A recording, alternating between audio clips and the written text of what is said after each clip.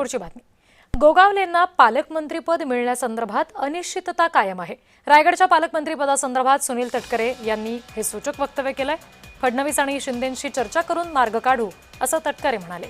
सुनील तटकरे यांच्या या वक्तव्यामुळे आता संभ्रमावस्था कायम आहे. विधान परिषदेची कोकणची जागा राष्ट्रवादी काँग्रेसला म्हणजेच अनिकेत तटकरे यांना सोडल्याच्या बदल्यात भरत गोगावलेंना रायगडचं पालकमंत्रीपद दिलं जाईल अशी चर्चा होती. पण राष्ट्रवादी काँग्रेसचे प्रदेशाध्यक्ष सुनील तटकरे यांच्या या नव्या वक्तव्यामुळे आता पुन्हा एकदा संभ्रम निर्माण झालाय.